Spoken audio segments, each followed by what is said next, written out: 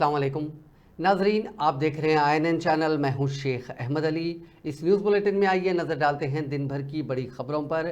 सदर जमहूरिया द्रौपदी मुर्मू ने जुमेरात को कहा कि हिंदुस्तान तेज़ी से तरक्की करने वाली और मजबूत मईशत के रथ पर सवार होकर पुख्ता अज़्म के साथ एक तरक्की याफ्ता मुल्क बनने की तरफ गामज़न है।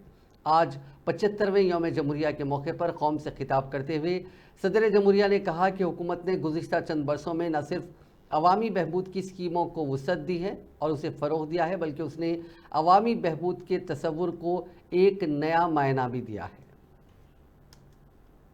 गणतंत्र दिवस की पूर्व संध्या पर मैं आप सभी को हार्दिक शुभकामनाएं देती हूँ।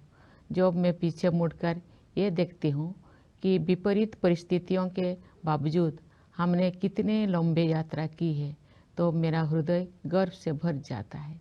हमारे गणतंत्र का 75वां वर्ष कई अर्थों में देश की यात्रा में एक ऐतिहासिक पड़ाव है।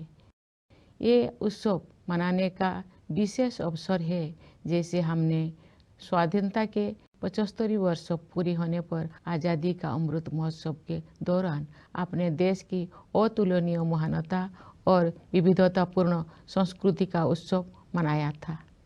कल के दिन हम संविधान के प्रारंभ का उत्सव मनाएंगे। संविधान की प्रस्तावना हम भारत के लोग, इन शब्दों से शुरू होती है। ये शब्द हमारे संविधान के मूल भाव अर्थात लोकतंत्र को रेखांकित करते हैं। भारत की लोकतांत्रिक व्यवस्था लोकतंत्र की पश्चिमी अवधारणा से कहीं अधिक प्राचीन है, इसीलिए भारत को लोकतंत्र की जननी कहा जाता है। एक लंबे और कठिन संघर्ष के बाद 15 अगस्त 1947 को हमारा देश विदेशी शासन से मुक्त हो गया, लेकिन उस समय भी देश में सुशासन तथा देशवासियों में निहित क्षमताओं और प्रतिभाओं को उन्मुक्त विस्तार देने के लिए उपयुक्त मूलभूत सिद्धांतों और प्रक्रियाओं को स्वरूप प्रदान करने का कार्य चल ही रहा था। संविधान सभा ने सुशासन के सभी पहलुओं पर लगभग 3 वर्षों तक विस्तृत चर्चा की और हमारे राष्ट्र के महान आधारभूत ग्रंथ यानी भारत के संविधान की रचना की।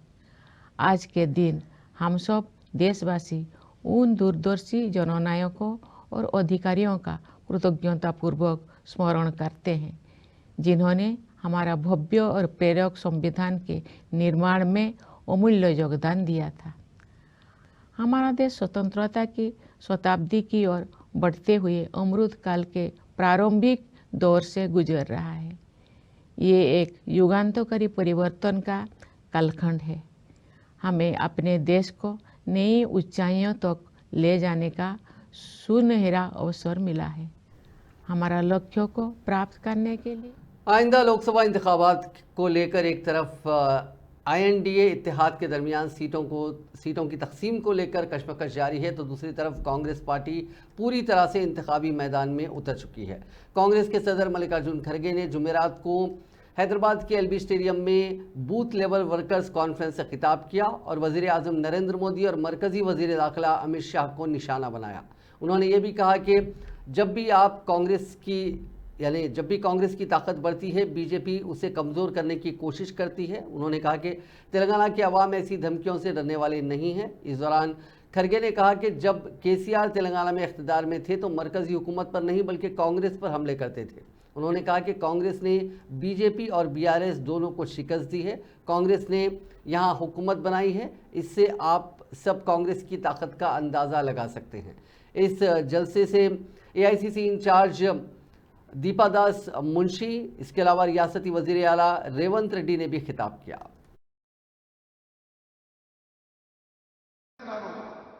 KCR सरकार जब थी वो सेंटर पे हमला नहीं करते थे, वो ज्यादा से ज्यादा जो करते थे वो कांग्रेस पार्टी पे करते थे।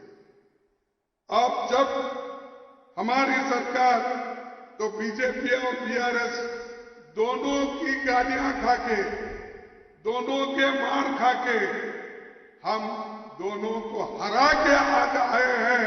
इससे ही अंदाजा लगता है कांग्रेस की ताकत क्या है।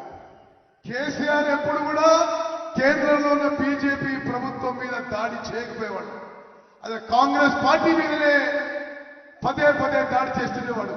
ఈ రోజు తెలంగాణలో కాంగ్రెస్ పార్టీ బీజేపీ టీఆర్ఎస్ ప్రభుత్వాలని పార్టీలని రెండింటిని ఓడించిందంటే తెలంగాణలో కాంగ్రెస్ పార్టీ ఎంత బలంగా ఉందో ఆలోచన చేయాలని చెప్పి విజ్ఞప్తి చేస్తున్నారు. हम लोगों को रात दिन नीचे काम करना है, विलेज लेवल पे काम करना है. जब विलेज लेवल पे हम काम करेंगे तभी हम यशस्वी हासिल करेंगे, तभी हम सक्सेस पाएंगे, नहीं तो बड़ा मुश्किल हो जाएगा. దినము రాత్రి మా అందరం కూడా క్షేత్ర స్థాయిలో గ్రామ స్థాయిలో పనిచేయాలి, బూత్ స్థాయిలో పనిచేయాలి. అప్పుడే గ్రామ స్థాయిలో పనిచేస్తేనే మనం విజయం సాధిస్తామని చెప్పి నేను మనవి చేస్తున్నాను. जब पंडित जवाहरलाल नेहरू जी 1952 में इलेक्शन में थोड़े सीट हारने के बाद ऐसी ही वर्कर्स मीटिंग में उन्होंने कहा, क्या कहा, चुनाव में हम वहां सफल रहे जहां हमने जनता के बीच काम किया. फिर एक बार पढ़ता हूं, चुनाव में हम वहां सफल रहे जहां हमने जनता के बीच काम किया, लेकिन वहां फेल रहे जहां हमने केवल पब्लिक मीटिंग्स की. జవహర్లాల్ నెహ్రూ గారు ఒక हमारे तेलंगाना राज्य से बूथ के सिपाही, हमारे लीडरगण आज हमारे सामने आप लोग उपस्थित हैं. मंच में आदरणीय कांग्रेस प्रेसिडेंट मल्लिकार्जुन खड़गे जी, हमारे कांग्रेस एआईसीसी के जनरल सेक्रेटरी ऑर्गेनाइजेशन केसी वेणुगोपाल जी, तेलंगाना के मान और शान हमारे मुख्यमंत्री रेवंत जी, हमारे डेप्यूटी सीएम भट्टी जी, सारे मंत्रीगण, हमारे पार्टी के पीसीसी के सारे executive, district president, block president, mandal president, division president, अभी जंग लड़ने का समय है. सरकार आ गई है, लेकिन थोड़ा ठंडा पड़ गया आप लोगों में. 24 में जंग है, मोदी को हराना है, राहुल गांधी को बैठाना है. आप लोगों को तैयार होना है. बूथ के सिपाहियों, बूथ के लीडर, आप लोग तैयार हो जाइए. पूरे तेलंगाना में 17 में 17 सीट कांग्रेस को जिता के हम भेजेंगे यहां से लोकसभा में. बहुत कठिन काम है. आज हमारे बूथ से सारे लीडर्स को हम बुलाए हैं इसलिए कि जैसे आप लोग रात रात जागकर बहुत ही कठिन परिश्रम करते हुए तेलंगाना में सरकार बनाए हैं, उससे भी दुगना आपको परिश्रम करना पड़ेगा. तभी हम दिल्ली में पहुंचा पाएंगे 17 हमारे लोकसभा के मेंबर्स को. आपके ऊपर कांग्रेस की मर्यादा है, आपके हाथ में कांग्रेस का झंडा है और आप लोग शपथ लीजिए कि 24 के लोग నేను అడుగుతున్న బిల్లా రంగాలు ఇవాళ రాష్ట్రాన్ని దివాలా లేపించిండు. 7 లక్షల కోట్ల అప్పు చేసిండు. ఈ రాష్ట్రాన్ని కుక్కని చెప్పిన ఇస్తరాకులాగా చేసి ఈ రోజు ప్రభుత్వ ఉద్యోగస్తులకు జీత భత్యాలు ఇవ్వలేని పరిస్థితి ఉంది. మా బట్టన్న రోజు పొద్దున్నే లేచి గల్లపెట్టని చూస్తే దాంట్లో ఏంది లేదు, మొత్తం గుల్లై ఉంది.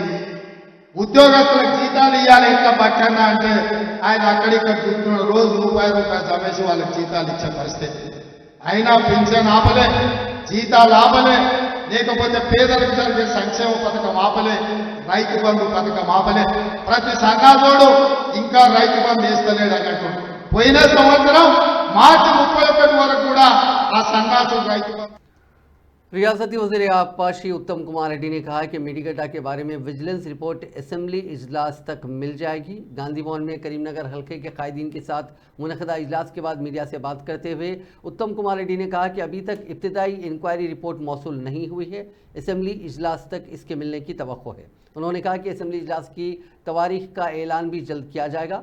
पार्लियामेंट इंतखाबात में BRS का वजूद बिल्कुल ख़त्म हो जाएगा। उन्होंने कहा कि BRS के कारगुजार सदर KTR को वहम में रहना छोड़कर हकीकत में आना चाहिए। उत्तम कुमार रेड्डी ने दावा किया कि कांग्रेस पार्टी आइंदा लोकसभा इंतखाबात में 13 MP सीट्स जीतेगी। ఏదైతే ఒక పొలిటికల్ అనాలిసిస్గా ఈరోజు అనిపిస్తుంది నాకు, బీజేపీ వాళ్ళు ఏదో ఎగురుతుంది కానీ పెద్దగా వాళ్ళకి క్యాడర్ బలం కానీ ఆర్గనైజేషన్ స్ట్రక్చర్ కూడా లేదు తెలంగాణలో ఎక్కువ parliament constituency. So Congress is set for a nearly clean sweep in Telangana in parliament election. Sir రామాలయము తమ కట్టెలకు వస్తుందని బీజేపీ అనుకుంటుంది. ఇది రామాలయం అయోధ్యలో రామ మందిరం కట్టారు కదా, అది బీజేపీకి ఓట్ షేర్ గా మారబోతుంది. మళ్ళీ నేను చెప్తున్నా, ఇది ఒక దురదృష్టకరం. భక్తి అనేది ఒక వ్యక్తిగత విషయం.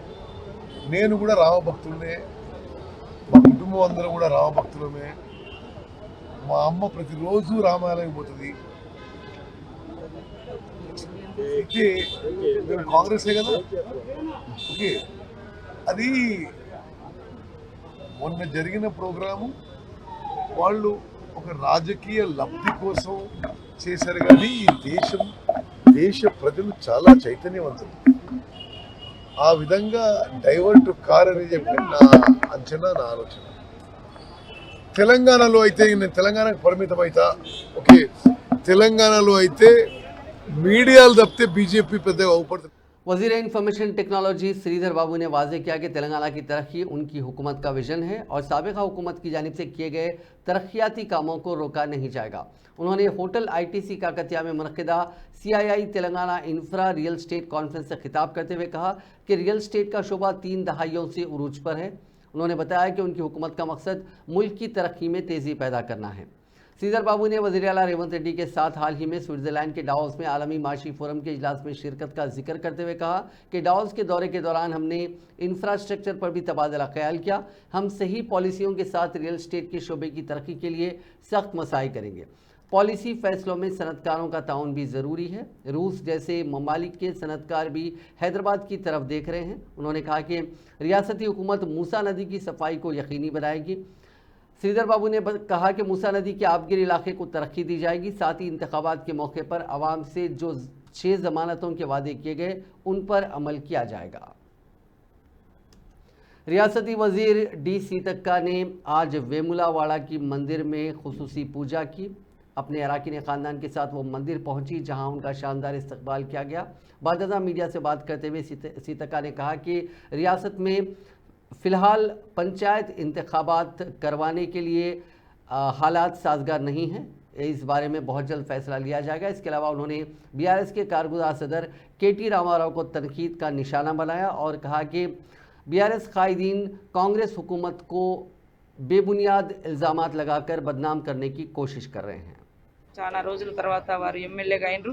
వారు కూడా ప్రత్యేకంగా తపన పడుతున్నారు. నాకు అనేక సార్లు కూడా మా దృష్టికి తీసుకొచ్చారు. తొందరలోనే సీఎం రేవంత్ రెడ్డి గారి ఆధ్వర్యంలో మీటింగ్ ఏర్పాటు చేసి ఈ యొక్క టెంపుల్కి సంబంధించినటువంటి ఈ ప్రాంగణానికి సంబంధించినటువంటి అభివృద్ధి నిధులు, ఎందుకంటే మన పూర్వీకులు ఇచ్చినటువంటి గొప్ప విశ్వాసం కలిగినటువంటి దేవుడు మరి ఇక్కడ ఈ ప్రాంతంలో మనకు ఇటు రాజరాజేశ్వర ఆలయం, మనం ఎక్కడెక్కడో పోవడం కాకుండా మన ప్రాంత ప్రజలు మన తాతలు ముత్తాతలు మొక్కుకుంటూ వచ్చినటువంటి గొప్ప దైవాన్ని మనం భవిష్యత్ తరాలకు కూడా అందించాల్సిన అవసరం ఉంది. ఖచ్చితంగా ఒక్కొక్క ప్రాంతంలో ఒక్కొక్క దేవుడి విశిష్టత ఉంటుంది. కానీ కొంతమంది ఏం చేస్తున్నారంటే ఈ దేవుణ్ణి మొక్కాలి, ఇదే చేయాలి, అట్లాంటిది కాదు కదా. ఇప్పుడు నేను పోతే ములుగు ప్రాంతంలో ప్రతి ఇంట్లో సమ్మక్క సారక్క ఉంటుంది. ఇటు వస్తే ప్రతి ఇంట్లో ఉంటారు. రాష్ట్రం అంతా కూడా ఇక్కడ మొక్కుతారు, అటు వచ్చి మొక్కుతారు. కాబట్టి ఈ విధానాన్ని కొంతమంది ధ్వంసం చేసే ప్రయత్నం చేస్తున్నారు. అట్లా కాదు. మన ఇష్ట దైవాలు, మన పూర్వీకులు ఇచ్చినటువంటి దేవులు, వాళ్ళ ఆ యొక్క గొప్పతనాన్ని కూడా మనం కాపాడుకుంటూ ఈ ఆచారాలు సాంప్రదాయాలను కూడా భవిష్యత్ తరాలకు అందించే విధంగా ఈ యొక్క దేవుళ్ళ యొక్క గొప్పతనం విశిష్టత భవిష్యత్ తరాలకు అందే విధంగా కూడా మరి అభివృద్ధి జరగాలి, చరిత్రను నిలపాల్సిన అవసరం ఉంది. తొందరలోనే సీనన్న అధ్యక్షతన సీఎం గారు తొందరలోనే మీటింగ్ ఏర్పాటు చేసి ఈ కార్యక్రమాలన్నీ కూడా సమీక్షించి భవిష్యత్తులో ఇక్కడ కావాల్సినటువంటి అభివృద్ధి కార్యక్రమాలకు కూడా నిధులు ఇవ్వడం జరుగుతుంది. నిన్నటి రోజున ఎమ్మెల్యే కేటీఆర్ సీఎం అంటే మాజీ సీఎం కుమారుడు కేటీఆర్ కరీంనగర్లో మాట్లాడుతూ త్వరలోనే కేసీఆర్ మళ్ళీ ముఖ్యమంత్రి చేస్తామని చెప్పేసి ఆయన బహిరంగంగానే ఒక స్టేట్మెంట్ రిలీజ్ చేశారు. దానిపైన మీ కామెంట్? విధ్వంసపు రాజకీయాలకు వాళ్ళు పాల్పడుతున్నారు. ధ్వంసపు రాజకీయాలు ప్రజాస్వామికంగా మమ్మల్ని 65 साबिक डीजीपी महेंद्र रेड्डी को तेलंगाना पब्लिक सर्विस कमीशन का चेयरमैन मुकर्रर किया गया है। गवर्नर तमिलिसाई सौंदरराजन ने महेंद्र रेड्डी की तकर्री को मंजूरी दी है। मालूम हुआ है कि कुछ दिन पहले तक आईएएस अफसर जनार्दन रेड्डी टीएसपीएससी के चेयरमैन के ओहदे पर बरकरार थे। उनके दौर में टीएसपीएससी के क्वेश्चन पेपर्स लीक हुए और कई इम्तहानात मुलतवी कर दिए गए। जब कांग्रेस हुकूमत इख्तिदार में आई तो उसने नई कमीशन की तश्कील का कदम उठाया और पेशरफ हुकूमत के चेयरमैन समेत तमाम अरकान मुस्तफ़ी हो गए। कांग्रेस हुकूमत ने आज नए चेयरमैन का तकर्रुर किया है। इसके अलावा इसमें 5 अरकान और होंगे, जिनमें रिटायर्ड आईएएस अनीता राजेंद्र, पलवाई रजनी कुमार, साबिक आईपीएस यानी इंडियन पोस्टल सर्विस के अहदेदार आमिरुल्लाह खान यादయ్య और वाई राम मोहन राव को मेंबर बनाया गया है। दिसंबर 1962 को पैदा हुए महेंद्र रेड्डी 1986 बैच के आईपीएस ऑफिसर थे। महेंद्र रेड्डी ने 36 साल तक बतौर आईपीएस खिदमात अंजाम दी। तेलंगाना हाईकोर्ट ने गवर्नर कोटे के तहत रुकने काउंसिल के इंतखाबात पर रोक लगाने पर हुक्म इल्तवा देने से इनकार कर दिया। डॉक्टर दासोजी श्रावण और सत्यनारायण के पिटीशन पर समाअत पर हुक्म इल्तवा देने से आज हाईकोर्ट ने इनकार किया। श्रावण और सत्यनारायण ने अदालत से दरख्वास्त की थी कि गवर्नर कोटे के तहत अरकान असेंबली को तकर्रुर करने पर अदालत में ज़ेर समाअत मुकदमे के फैसले तक ये रोक लगाई जाए, लेकिन अदालत ने हुक्म इल्तवा देने से इनकार कर दिया। हाईकोर्ट ने इस केस की आइंदा समाअत 8 फरवरी तक मुलतवी कर दी। तेलंगाना हुकूमत ने प्रोफेसर कोदंडराम और सियासत के न्यूज़ एडिटर आमिर अली खान को कानून साज काउंसिल के लिए गवर्नर कोटे के तहत एमएलसी बनाया है। गवर्नर तमिलिसाई सौंदरराजन ने रियासती हुकूमत की तरफ से भेजी गई तजावीज़ को मंजूरी दे दी है। काबिल जिक्र है कि 4 जुम्मे को चीफ मिनिस्टर रेवंत रेड्डी और गवर्नर के दरमियान मुलाकात के फ़ौरन बाद राजभवन से फैसला सामने आया। नामवर माहिरीन तालीम प्रोफेसर कोदंडराम और सहाफ़ी आमिर अली खान के नाम गवर्नर के नामजद कोटा में हुकूमत की मंजूरी के बाद राजभवन भेजे गए। गवर्नर की जानिब से उनके नामों को मंजूरी दे दी गई।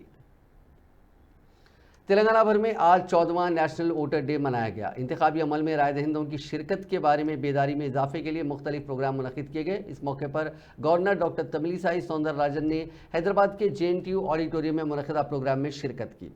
इस मौके पर खिताब करते हुए गवर्नर ने रियासत में बगैर किसी नाखुशगवार वाक़े के कामयाब इंतखाबात के इनेकाद पर मुबारकबाद दी।